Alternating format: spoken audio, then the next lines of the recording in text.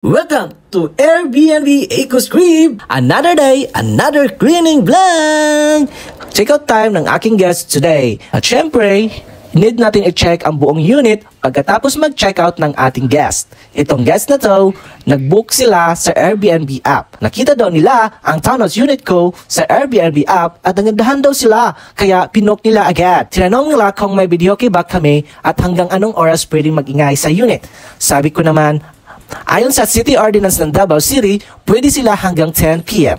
At ito na nga, at nag-chat na si guest na mag-check out na daw sila ng maaga. Sinabihan ko sila kung pwede nilang ilock na lang yung pinto at iwan ang susi sa loob ng dashboard. Ngayon, tingin-tingin na tayo sa paligid at wow! Ang linis! Maayos naman, naka-arrange halos lahat ng unan sa sofa. Ang storage box lang naman ang wala sa tamang pwesto. Pero, okay lang. Basta walang nasira. Kailangan ko pa rin i-check sa loob kung may kulang ba. Punta naman tayo sa ibang area ng bahay. Well, same as before. Ayos ang pagkakaayos. Walang germs, walang dumi.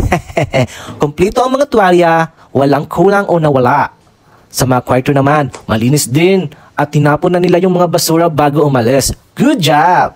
Sana lahat ng guests ko ay ganito. Maalaga at malinis mag-check out para mas madali ang trabaho at maka-early check-in agad ng susunod na guest.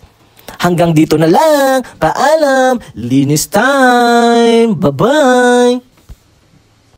Salamat sa panonood, ka-cleaning! Kung gusto niyong mag-book sa aming Airbnb townhouse dito sa Davao City, tumawag lang po sa 0932-4845-803 or i-message ako sa aking Facebook page, EcoScript. Salamat!